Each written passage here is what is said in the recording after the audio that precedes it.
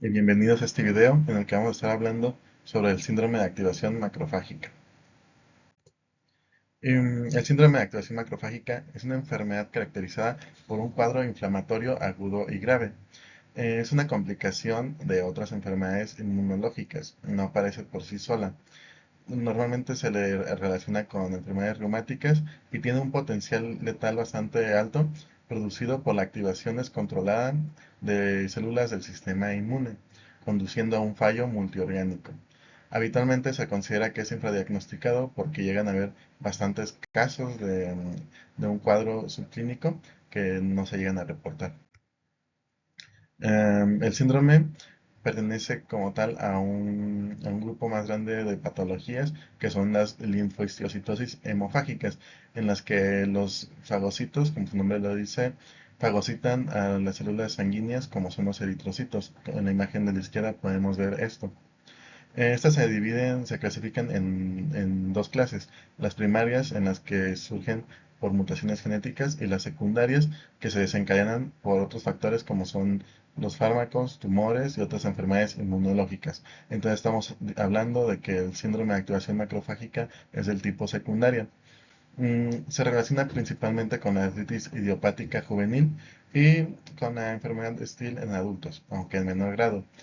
También en algunos casos ha llegado a mencionar que aparece en pacientes con lupus eritematoso sistémico, en enfermedad de Kawasaki y otras enfermedades donde hay autoinflamación.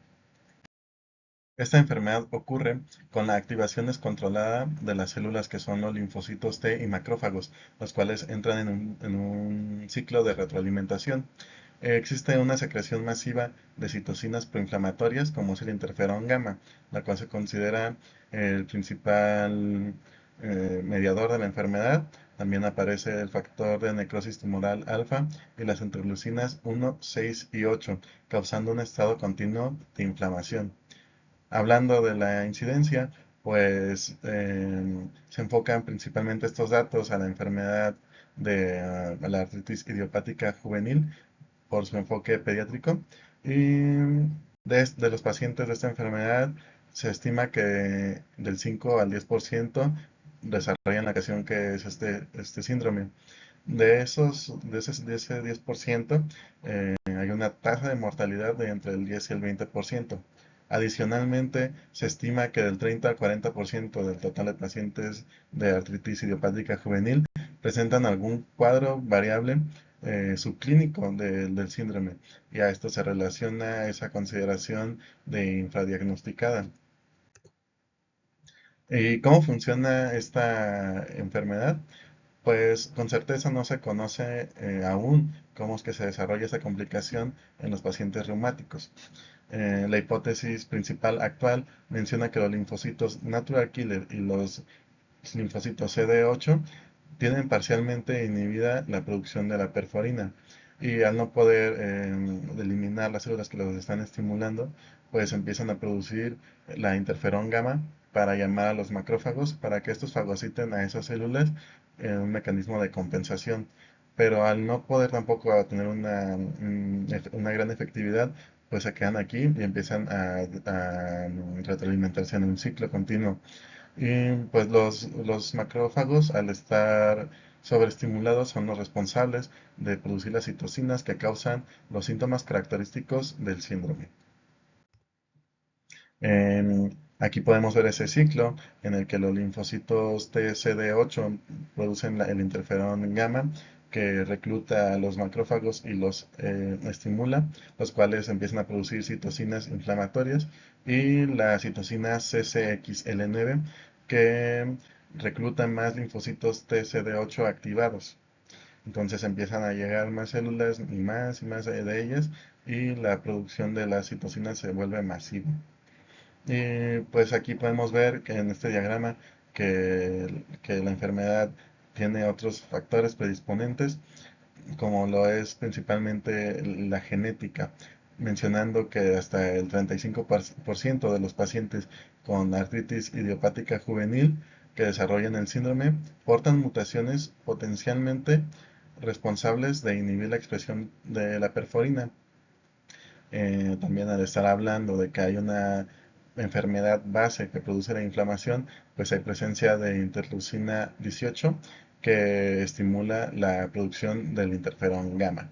Hay otros cuadros que favorecen a la aparición de la enfermedad que si no estaban presentando los pacientes a pesar de la predisposición genética y de la enfermedad base, pues lo favorecen más, como son las enfermedades, las infecciones, relacionándose principalmente el virus de Epstein-Barr y el citomegalovirus, mencionando que hasta un tercio de los pacientes que presentan el síndrome es a causa de una infección. Y también los fármacos se llegan a mencionar que tienen que ver, que empeoran la enfermedad, porque como tal ellos no la desencadenan. Y los fármacos que están relacionados con esto son las sales de oro, la sulfasalazina y algunos antibióticos. ¿Y cómo es que un paciente se puede dar cuenta de que esto está ocurriendo? ¿Cómo puede autodiagnosticarse o alertarse de que el síndrome de activación macrofágica está ocurriendo? Pues principalmente porque ya tiene un historial de enfermedades inmunes. También hay aparición de fiebre alta y persistente y también llega a aparecer el rash cutáneo. Una vez que acude a un centro médico, pues las manifestaciones clínicas que apoyan al diagnóstico son cuadros hemorrágicos, la fiebre persistente, hepatoesplenomegalia, fallos en el sistema nervioso central, la inflamación de los ganglios linfáticos, que son las linfadenopatías. También hay alteraciones cardíacas y en los riñones. Para apoyar el diagnóstico realizado a partir de los síntomas, pues están los resultados de laboratorio en los que se encuentra una citopenia, es decir, anemia y trombocitopenia. Las enzimas hepáticas están elevadas, la lactato deshidrogenasa está elevada por las alteraciones cardíacas, los triglicéridos también están elevados porque el factor tumoral alfa inhibe a la enzima que metaboliza los triglicéridos y la ferritina también está elevada porque el hierro de los eritrocitos fagocitados se elimina de esta forma. Y los últimos dos valores, el triglicéridos y ferritina, son resultados característicos de todas las linfocitosis hemofágicas. Y respecto al tratamiento de esta enfermedad, pues se clasifica en tres divisiones, em, comenzando con el tratamiento tradicional como una primera respuesta. La metilprednisolona es el medicamento de preferencia. Este entra a las células y se une a los receptores glucocorticoides para liberar antiinflamatorios, además de que interfiere con la señalización de los linfocitos T. Concomitantemente se puede administrar la ciclosporina, dependiendo de la gravedad de la enfermedad. Este medicamento lo que hace es que eh, inhibe al factor de transcripción de los linfocitos T activados, haciendo que haya una menor disponibilidad de ellos. Como un tratamiento de segunda respuesta, si es que el tratamiento tradicional no respondió o si dejó de responder a través del tiempo, pues se tiene al etopósido. Este medicamento lo que hace es que se une a la topoisomerasa que se encarga de desarrollar al ADN en la transcripción y pues esto causa un daño, un breve daño en el ADN y desencadena lo que es la apoptosis de las células. Afecta principalmente a las células que se reproducen rápidamente, como es el caso de los linfocitos. Entonces, no es como tal algo eh, específico, pero en el momento en el que se administra, pues sí causa gran daño a la reproducción de los linfocitos. Y también están los tratamientos alternativos, que eso ya dependen de la respuesta a los otros tratamientos o de la disponibilidad, porque también se ha reportado que se administran estos desde el principio con eh, una buena respuesta teniendo primero la globulina antitimocítica, los cuales se unen a los correceptores de los linfocitos T y los bloquean. Entonces, los linfocitos no entran a un estado de anergia y los lleva a una posible apoptosis. El otro medicamento se puede tener la anti-interleucina 1 y la 6.